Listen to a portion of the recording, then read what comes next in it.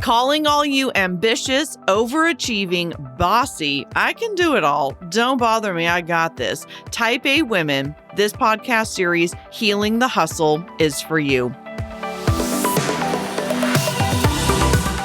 Hey there, it's Jessica Butts, front seat life all the way, same butt kicky lady, just in a new chapter, and I'm so excited you're here.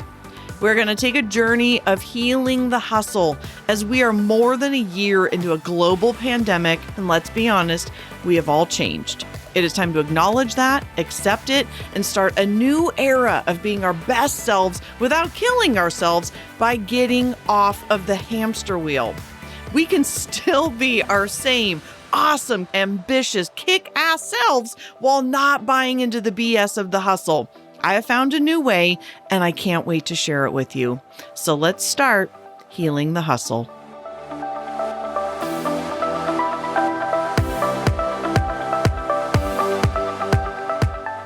Hello, everybody, and welcome back. This is Jessica Butts, your host of the Front Seat Life podcast and this Healing the Hustle series. And we're coming to the end. I'm going to be wrapping this up in the next 2 episodes. So this is the second to the last episode of the Healing the Hustle series. And June 4th, I'm going to be doing a 10-year anniversary special. So here's what's up. When I first started this, I said, I don't know how this is going to go. I don't know how long it's going to go. It might be 3 episodes or 2 months or 4 months. I had no idea. And I also promised you that I was going to talk about codependency today, and I don't want to. This is why I have changed my team up.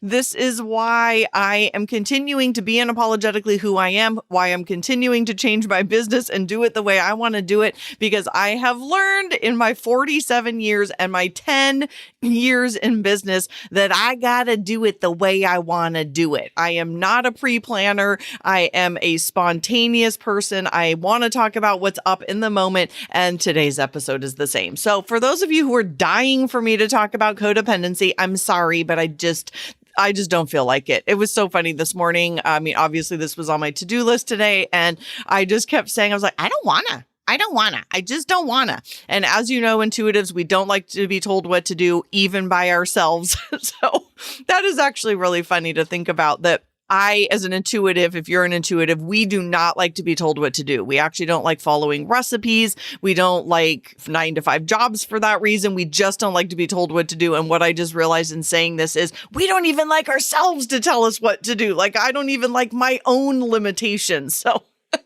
I'm actually taking that to a whole nother level this week of like, I don't want to do what I said I was going to do. I want to talk about some different stuff. So let me just do a quick reminder of kind of what we've been talking about and what's coming. So I've got this book completely outlined. I'm probably a quarter of the way done writing it.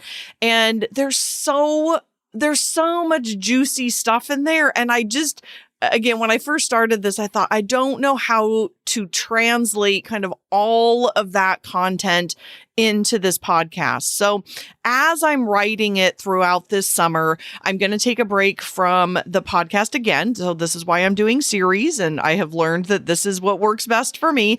So I will be wrapping up this series in the last 2 episodes, and then I'm going to be writing a ton this summer and also just enjoying summer, seeing my private clients, running my groups, doing all the things that I love to do.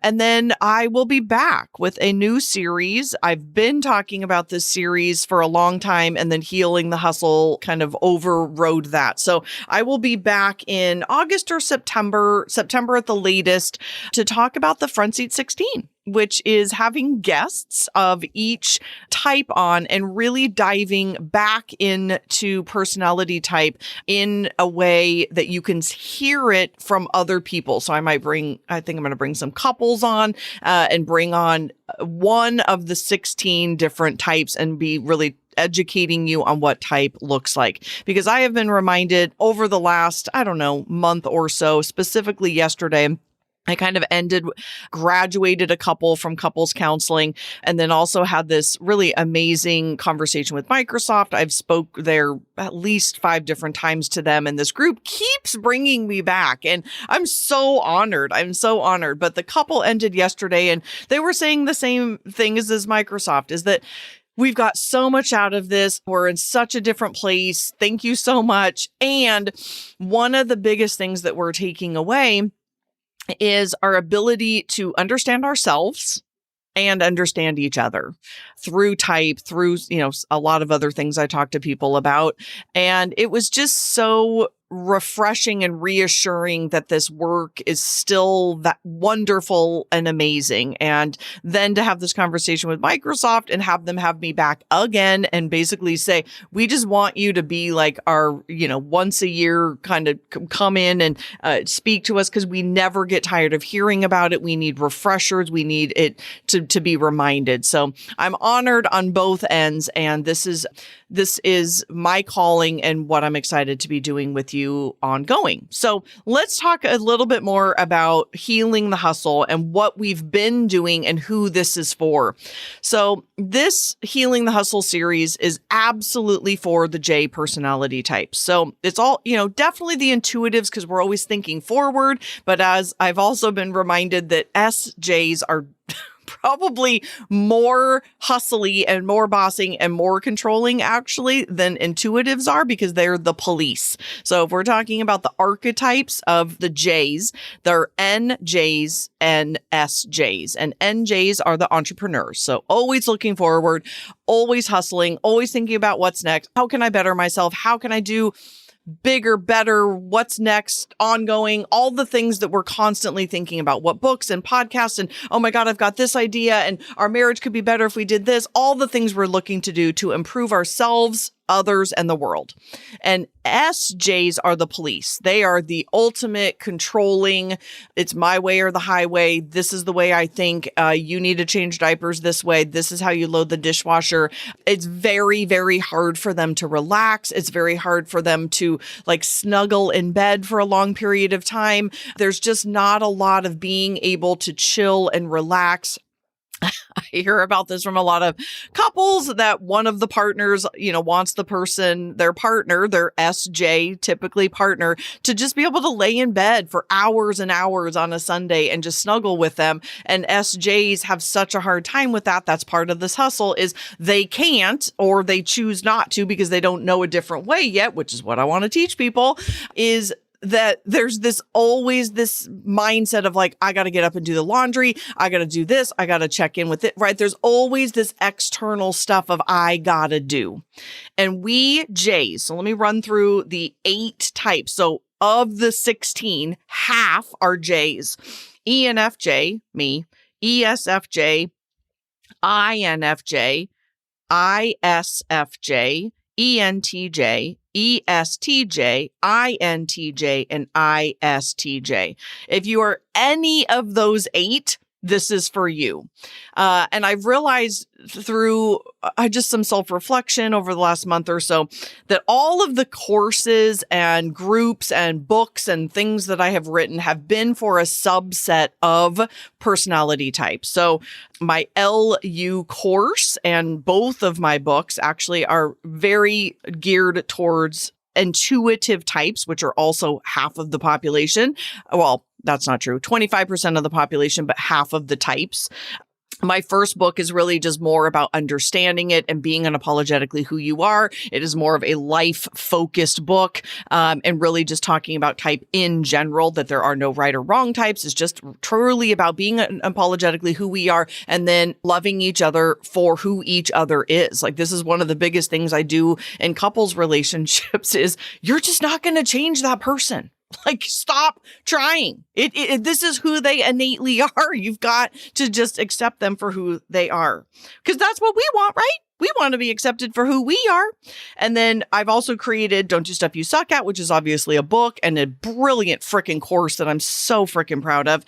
And that is for entrepreneurs in general, which are mostly NJs, but also a lot of NPs. I've also created Stop Squirreling, which are for the Ps in particular. So all of these different courses and books and groups that I have created are really for these different subsets to strengthen and deepen our learning about all of these different facets of personality type. And to me, that is so, so, so important. And again, I think the universe and God just is giving me these loving reminders of how important this is. Actually, get me choked up. Yesterday just felt like so much validation of this is such an important piece in our work life. Microsoft was talking about that, about being able to show up in your business and be who you are and go to your manager and say, hey, I am really great at these things and I'm not great at these things, and not pretending, because we all want to get the best out of each other. Or in your relationship, just going in and saying, nobody's perfect. Here's what I'm great at. Here are my warts. Here's the stuff that I'm going to suck at. Let's negotiate this and be a team and get through life together. In entrepreneurship, I mean, truly, obviously, the name of it is don't do stuff you suck at. This is not about trying to be well-rounded and being good at everything. Like, we have got to understand our strengths and our weaknesses. And so all of these courses are to help that. So this is what we've been talking about in Healing the Hustle as well. So there's been 4 stages thus far. The first has been I've been identifying this hole in our bucket, why we're hustling. So this goes back to all of the personality type we've been talking about, and the nurture. So that's the nature. And then the nurture is the patriarchy and all, just the crazy, crazy, crazy social media world that we live in. And then we spent a period of time, a couple episodes, talking about repairing this hole in the bucket. It is not an external job. It is an internal job. And now what we've been talking about, and we'll be wrapping up in the next couple of episodes, is filling your bucket the right way. And again, this is not an external thing. So that's what I want to talk about today specifically, is 2 main things, which are, number 1, being Soulfish AF, being selfish as fuck. And one of the wonderful, her name is Judy. I'm just obsessed with her. She's just sassy and wonderful and a fellow ENFJ. And every time I think about her, I have wonderful thoughts. She came up with this name because I don't love self-care. I don't know. It's so overused, right? And I don't love the word selfish because I think people have a really bad connotation with it, although I think it's fine. And so during one of my, actually the Front Seat Life event a couple of years ago before COVID, she came up with the word soulfish, and we all just became obsessed with it. So it's a thing in the front seat world now as we talk about being soulfish. And part of being Soulfish AF will be coming in the book and summer school if you so choose to come along. I'm actually going to talk a bit about it next week's episode too, in the very last episode. But I'm only going to talk about one of the things, just to keep this as simple as possible, is this idea of being Soulfish AF in terms of having a soul care team. Having a soul care team. So before we jump into what a soul care team is and what it may be, let's talk about the bad parts, about what it's probably not. And likely the people that you may think are your soul care team may very well not be your soul care team. So I have a lot of clients over the years that don't have like-minded people in their lives. They don't have a soul care team. And that we think would be our lifelong friends, potentially college friends, people that are maybe even in our industry. And I'm going to give you a couple examples of this, or our spouse or our partners, or again, these long-term friends that we may have had for years and years and years. And we wonder why we get together with them and feel empty. And we feel isolated, and we feel confused about why we're not connecting. And it's probably because two things. One, you've evolved as a human being, which I hope to God you have. And number two, they may just not be innately where you are in your life as well. So here's a couple examples to help this. So one is my mom. And I talk about my mom a lot on this podcast because we've worked really, really hard to have an amazing, wonderful relationship. We're both total J's. We're both hustlers. She's an ESF/TJ, and I'm a hard ENFJ. And where we differ is the S and the N. She is definitely someone who thinks it's, her way or the highway. God bless you, Mom. And I am obviously someone who thinks outside the box and creative and wants to do it my own way and basically don't boss me around, don't tell me what to do. So you can imagine the conflict immediately that comes from that relationship. But we're both super, super strong J's. And so I actually don't talk about my business very much with her. And I would consider her on my soul care team in terms of somebody that loves me very much. And I love her very much. And we have a ton of fun together and we spend time together. But if I am thinking about someone who really gets what I do and what I am doing in this world and writing books and doing podcasts and those kinds of things, I would say, and she would too, that she is not necessarily part of that soul care team because she just doesn't really get it. And that's okay. And that's okay. There's not a judgment about it. I mean, she's even said it. My dad's even said it. Like, I just don't really get what you do. And that's okay. We get to have a different relationship. Here's another example is when I first graduated from graduate school, I went out searching for my people and networking groups and, where to meet people. So I joined a bunch of therapy groups and I felt so I just felt like I didn't belong. I didn't understand them. They didn't get me. We just didn't get each other. I just felt very small, if I'm being honest. Like, it just felt like they wanted to talk about like how appropriately to take notes during sessions. And I was like, really? Is this what we're going to talk about? Like, we're not going to change the fucking world sitting around talking about insurance and how to take notes. I mean, God, like, if we think bigger than this. And so I just felt super weird, like I didn't belong. And I'm guessing you're listening right now. You might be feeling this in a friend group, with a partner, with your family. And again, this is okay. We just have to fucking do something about it. We got to do something about it. So during that period of time, I was clearly like, okay, these are not my people. And I probably spent at least 6 months kind of like trying to shove a square peg into a round hole and was like, this is not working. So I then heard about this group called E-Women, Entrepreneurial Women.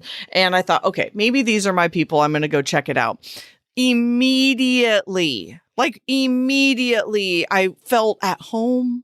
I felt seen. I felt heard. I felt validated. I felt like I belonged. Like I had a somatic response. Like my body relaxed into it. And I was like, I'm home. These are my people. And I spent years and years in that group. And actually 2 of my very best friends to date, I met in that group. I mean, they're my dearest, dearest friends.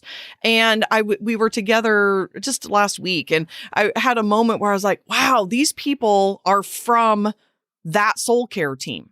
So when I started way back 10 years ago, this is when I met these people 10 years ago. That was probably, 8, 9, 10 years ago. I met these people and they are not my college friends. They are not, one of them's retired now, right? They don't even work anymore. But these are the people that become part of your soul care team. I also have 2 other examples. I've had a lifelong business for the last 10 years, since I graduated from grad school. And then I went to business school in New York. I met this woman. She lives in Canada. Her name is Denise, and she has been my accountability partner for that entire time. We hardly ever see each other. We do make some efforts, but during COVID, she literally lives in another country. But she's part of my soul care team. Like when I am losing my shit, shit in my business or I am freaking out about something, she is somebody that I would reach out to versus some of what I would say are very dear friends of mine. Even these other two women, now that one's retired, I wouldn't reach out because those were in a different place. I have a soul care team that gets me and where I am at. It could end up being lifelong friends, but it could also just be a moment in time. And we have to go looking for those people. Because I also have a small mastermind group, and actually one of them just lives here in Seattle, and we hardly ever see each other just because we're both so busy and she's got a family. But we talk on Marco Polo almost every single day because we are so at the same place in our businesses and launching, and we are each other's soul care team, where people in her life may not get what she's going through, just as people in my life may not get what I'm going through. And this is why we have to seek out this soul care team, these like-minded people. So whether soul care to you is massages or facials, today I'm getting a pedicure and I'm going to just enjoy every single second of it. And I swear to God, I look at this woman and I think, you are part of my soul care team. Like, I have deep admiration for her because she takes care of my soul. We don't talk to each other. She is unbelievably delightful. And we just have this like mutual, I think, appreciation for one another. I'm a great client and she is amazing in helping me. But going a little bit deeper, right? The soul care are people who get you. They may be intuitive types. They may very well be these J's. I mean, I have P's in my life that we just don't get each other. I mean, I'm just like, they're just buzzing through life and chilling, and they've never been hustling. They're just kind of surviving and living 5 minutes in front of their face. And I'm like, my God, it would be amazing to be like that. But my soul care team, I need them to get me, and I need to get my soul care team, because we can then talk at a much, much, much deeper level. We can talk at a soul level. And I have a lot of friends. I'm a total extrovert. I have a lot of groups of friends. And I'll be honest, I've got a group of friends right now that we are at completely different places in our life. Thank God we were all on, I always say, the right side of the election, but that doesn't mean the right, it means the left. So we were on the correct side of, Biden supporters, and we believe, all the same political beliefs, but we have very, very different lives. We have very different lives. And sometimes I go to these, and I've told them this, so if they're listening, they're not going to be surprised. We've had this conversation that I don't feel gotten. I don't feel seen. I sometimes don't feel heard.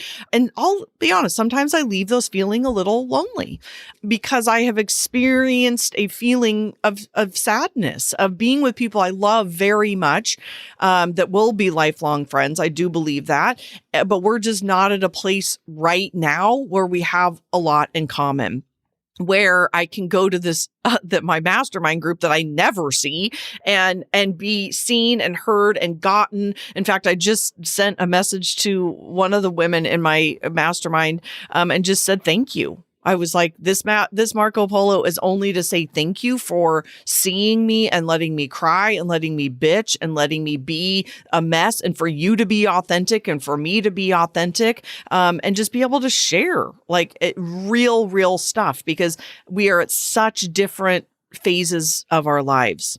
So today's episode was really about that. A little bit of a reminder, letting you know where we're going. This is all about being unapologetically who we are. But if you are feeling like you need a soul care team, I encourage you to seek it out. And quite honestly, it may be with me, it may be with somebody else.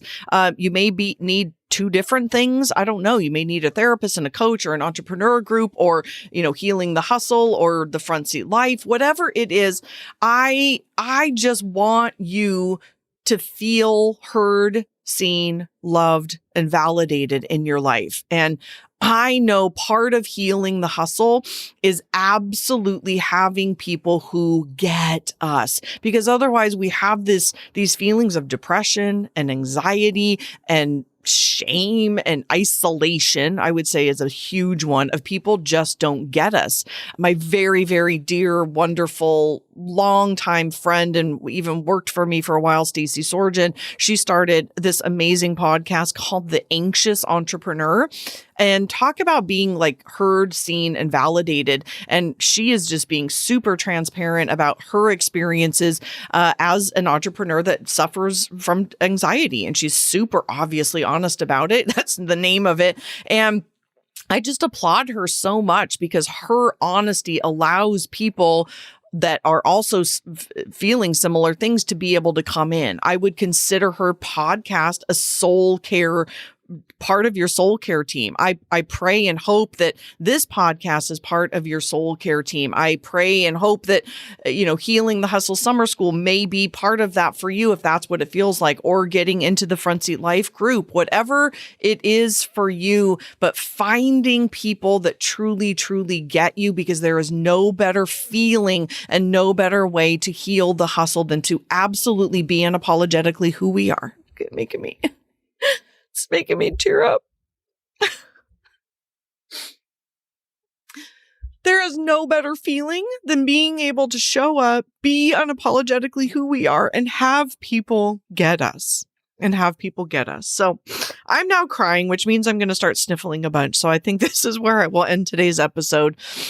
And my friends, this is about filling our bucket a new way of not feeling isolated and not feeling unseen and not feeling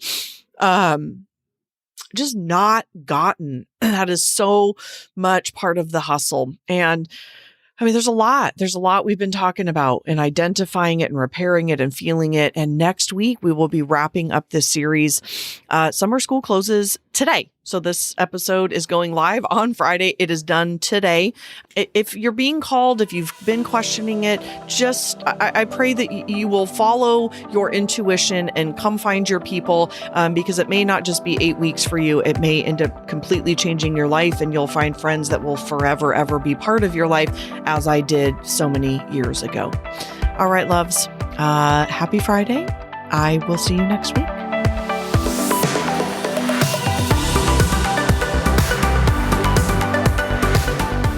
From the bottom of my heart, truly, thank you so much for listening. I know that you have a ton of options, and the fact that you are taking time to listen to the Front Seat Life podcast means absolutely everything to me. If you're interested in learning more about the Front Seat Life way of life in the community, you can find out all about that at jessicabutts.com. Thank you so much for listening, and I'll see you next time.